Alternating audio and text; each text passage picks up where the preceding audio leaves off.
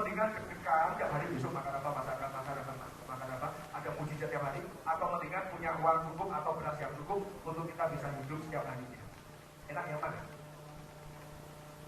Saya perjelas lagi.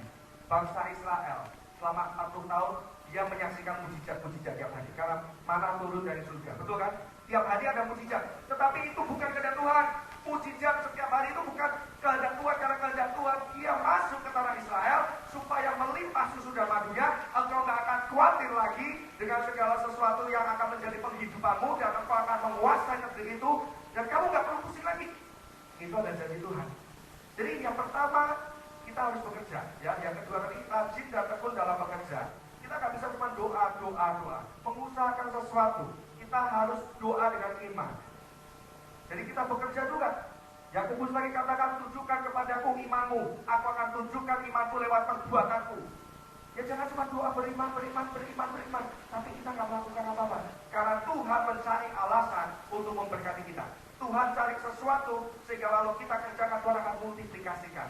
Dan bahkan di dalam Ulangan 8 ayat 18 dikatakan Tuhan memberikan kuasa untuk memperoleh kekayaan. Tidak dikatakan Tuhan memberikan kekayaan. Saudara bisa catat. Di dalam Ulangan 8 ayat 18 Tuhan tidak mengatakan aku memberikan kepadamu harta kekayaan. Enggak. Aku memberikan kepadamu kuasa, kekuatan untuk mendapatkan kekayaan. Beda. Kalau kita menggunakan kekuatan kita, kekayaan itu pasti akan datang. Kalau kita rajin, kita mengutamakan Tuhan, kita bekerja, kita tekun. Loh, orang yang nggak percaya pun kalau nabur, tumbuh nggak? Tuhan mengasihi mereka. Sedangkan kita mengatakan, loh, petani nggak kenal Tuhan kok. Loh, Tuhan juga pelihara. Tuhan mengasihi mereka semua. Dan rajin dan tekun ini justru kadang-kadang orang dunia lebih rajin, lebih tekun lagi. Kenapa? Karena kita berdoa, tapi nggak kerja, gitu kan? Jadi saya nggak mengatakan Bapak Ibu Saudara, tetapi saya melihat banyak hamba Tuhan di pedalaman. Saya sedih, saya keliling, sedih. Yang kasih saya proposal itu banyak banget. Proposal untuk kedua, untuk inilah, Pak tolong bantu kami itu. Tapi mereka nggak kerja. Ini yang membuat satu saya hati Tuhan juga. Kau berikan gimana? Dan bagaimana kamu bisa menyampaikan firman Tuhan dengan bebas? Kalau kamu juga istilah digaji sama jemaat dan kamu mengharapkan dari mereka, gak bisa. Petani harus menabur untuk dia memperoleh kuahnya. Yang ketiga, suka membeli. Ya, Amsal 11 ayat 24. Ada yang menyebar harta, tetapi bertambah kaya. Ya, ada yang menghemat secara luar biasa, namun berkekurangan. Nah ini bedanya. Ya, aneh dong. Ada yang menyebar harta, tetapi kok malah tambah kaya. Ada yang berhemat secara luar biasa, namun selalu kekurangan. Itu bukan Tuhan Yesus ya. Foto itu adalah seseorang yang bernama Warren Buffett. Warren Buffett adalah, mungkin kalau kita bertanya orang yang paling kaya di dunia siapa? Oh, kita tahu Bill Gates. Yang kedua siapa? Ini orangnya. Orang kedua terkaya di dunia, Warren Buffett. Dan dia mendonasikan itu apa? Memberikan 85% hartanya. Saudara ingin tahu jumlahnya berapa?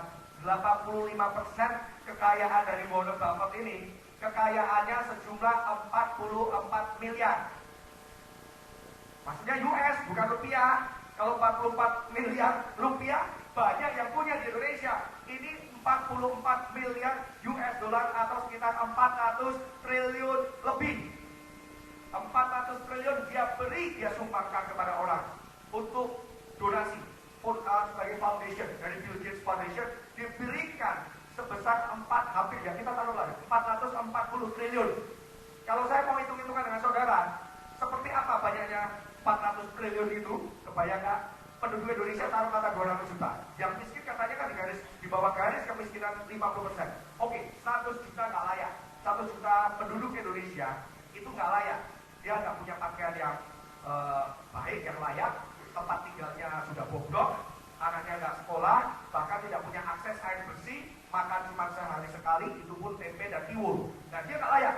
Jadi ada 100 juta penduduk miskin Indonesia. Kalau Warren Buffett datang kepada Susilo Bambang Yudhoyono, Pak SBY, Pak saya mau kasih 440 triliun ini. Nah, dibagi 1 juta Pak. Satu kepala orang miskin, saya kasih 4,5 juta. Satu orang dapat 4,5 juta.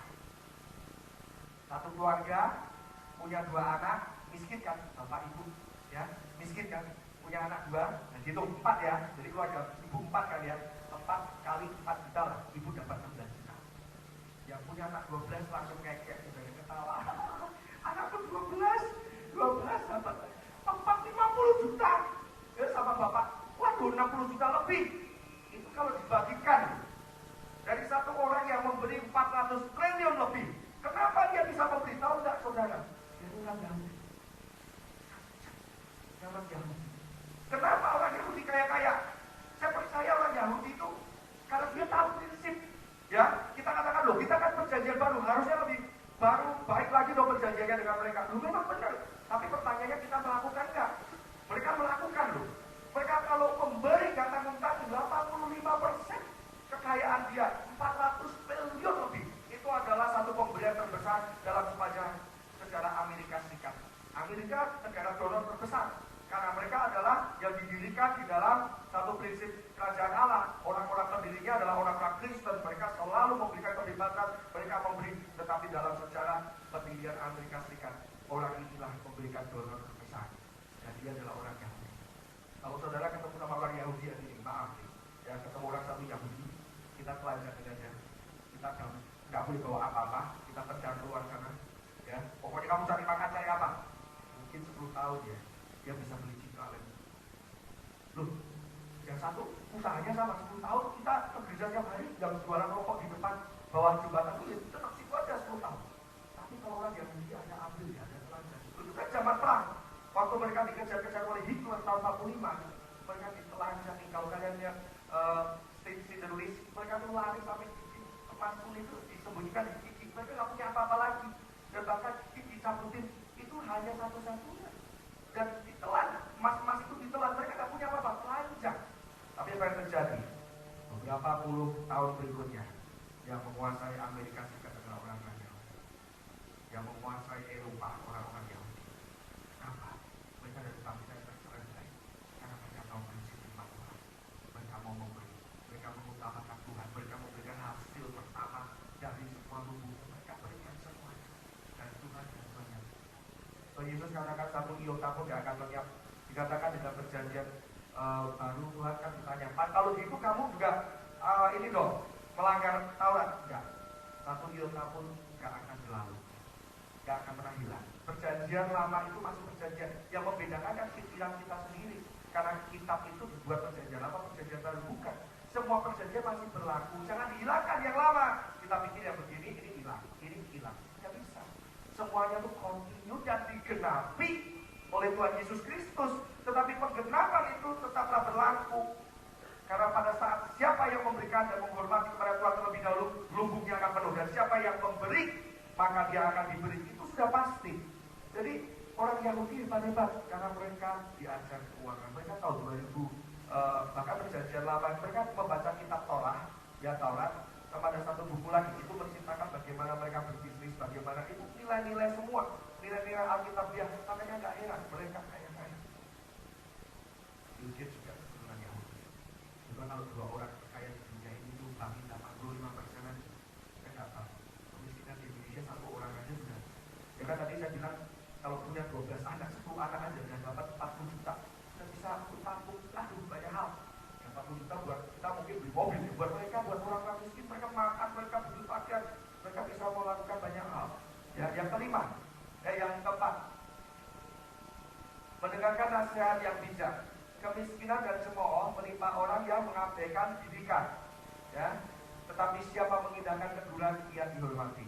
Kalau saudara tahu bahwa saudara tidak bisa mengelola keuangan dengan baik, bisa juga dengarkan nasihat gembala, dengarkan nasihat-nasihat rohani, kakak-kakak rohani. Kenapa? Karena mereka yang akan membuat jalan Bapak Ibu aman.